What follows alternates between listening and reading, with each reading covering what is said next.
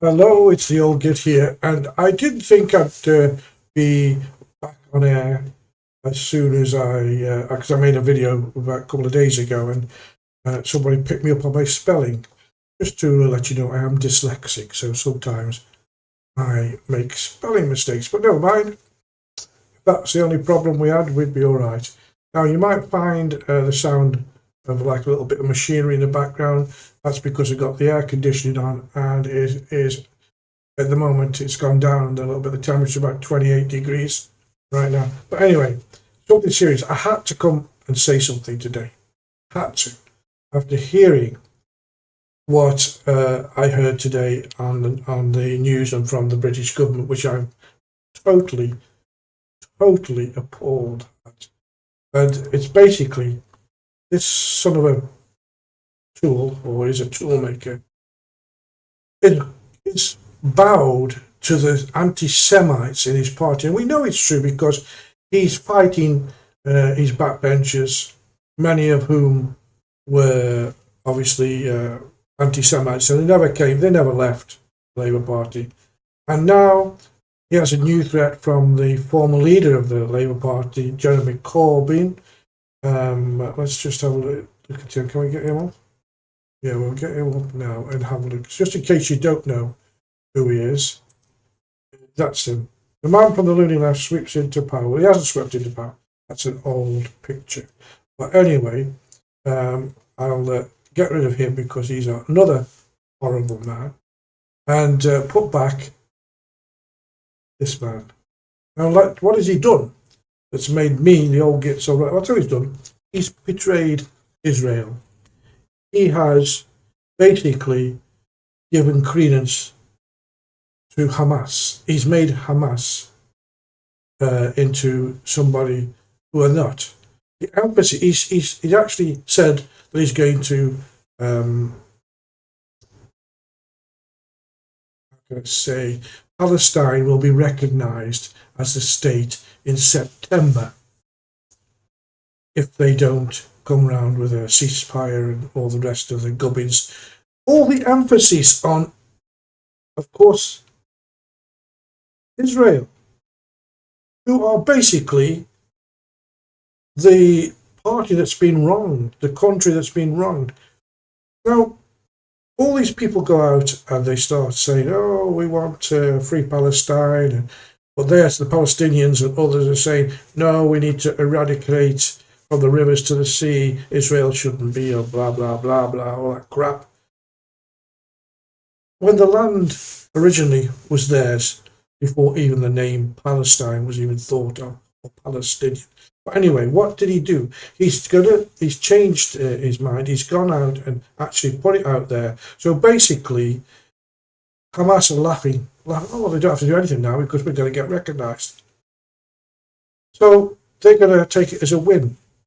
He's a disgusting man, and he's only thinking about local or his own politics, the politics of the UK, because he knows that the backbenchers will overtake him and he'll get a vote of no confidence and blah, blah, blah. I've said it all before, and he'll end up not being the Prime Minister anymore. So he's just trying to protect his own neck.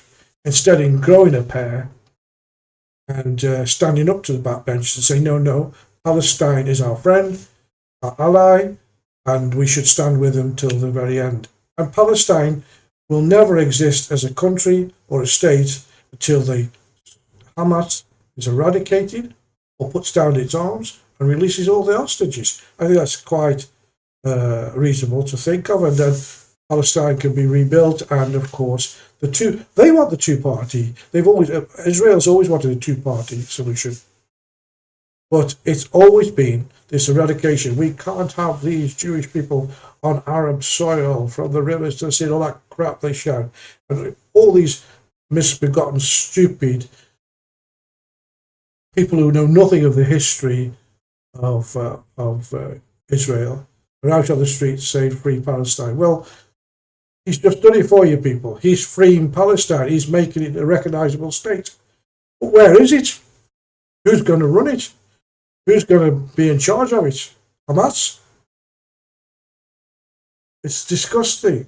I can't speak today when I've heard such foolish things. Now, I know that this is not going right, and I know it's going really wrong because, these two here, again, Starmer the Granny Harmer, Starsy Starmer, and that little hook-nosed troll known as Sadiq Khan, who's destroyed London. And even I liked it. I mean, and one more thing about Starmer before I go any further. He has no backbone. He can't stand up to anybody. He was sitting with Donald Trump, who basically is my hero, and he actually told him that he's destroyed London. And but he's my friend. He's not your friend. He's a friend of the Islamists. We already have only 35% of the London population is indigenous white, and he wants more Pakistanis to fly in and more mosques and Sharia law and all the rest of it. Now, I said that they're already forming Palestine between them, these two. They're letting politicians vote on one subject, and that's get elected on one subject, which is free Palestine or recognised Palestine. When it is that we have in Birmingham and Leeds and Manchester, and not so much Manchester, but in London, we have little caliphates, little states forming right now. And if this happens, it shows that we have absolutely no backbone. The British people have no say. And all of a sudden, the new Palestine will be in London. I've said it before and I'll say it again.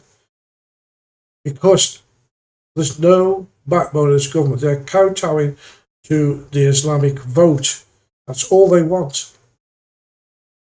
Now, because Jeremy Corbyn's come back on the scene, he's bending to the anti-Semites in his own party. So I'm disgusted. I haven't come on with a script. I've just come on today because it's really, really pushed my buttons. And I hope Donald Trump, when he gets off the plane from wherever he's flying, sees what no backbone Prime Minister we have, sees how he sat there and said nothing, and then the very day after he leaves, he announces this: we will recognise Palestine in September. I still want to know, who are they going to recognise as the leaders of Palestine? Is it going to be Hamas? He's put down provisos. David Lammy's standing there like some great statesman. Or is he a great steakman? I don't know. He likes to eat a lot on the expenses, apparently. But anyway, that man, given space, I put the hand of the pastor, or whatever it is on my it's on the shoulder. He's talking complete rubbish. Another one who wants to give away everything that England's ever had. So for me, I've got no fancy videos to show you this and that and all the other today. I'm not going to go into that. Just basically, these idiots are making Britain look like we're a complete mess. We have migrants coming out of our ears, demanding more, 4 or 5 star, 7 million a day to keep them. Well, we have ex-servicemen and we have homeless people on the streets of England, whilst these people, we're laughed at. We're the biggest joke. And I really do hope that Donald Trump, when he gets back to wherever he is and he sees this, he's probably already seen it. You know what? If I wish Donald Trump was our Prime Minister, and I'm going to tell you this as well. I hope he gets back and puts 20-30% tariffs on everything from England, because we are useless. We are useless. Anyway, I'm not going to say any more. That's all I'm going to say today. I have a lot more I could say, but I just had to come on and say it today, because as far as I'm concerned, Israel has never done anything wrong. Never. All through history, going back to whatever it was, BC, that land belonged to Jewish people. It is their land, and they should be allowed to keep it.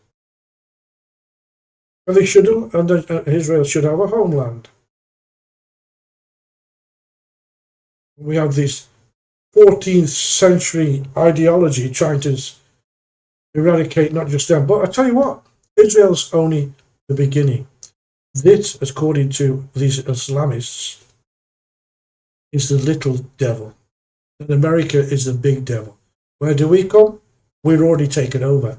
Tomorrow, if he decided, all the little people that have come over on the boats, all the people we don't know about who they are, all of them, if they were to rise tomorrow, we would have a problem. They could take us over in a heartbeat. There's more of them than there is our British Army. So think on what's happened to your country. And you British men, get a backbone.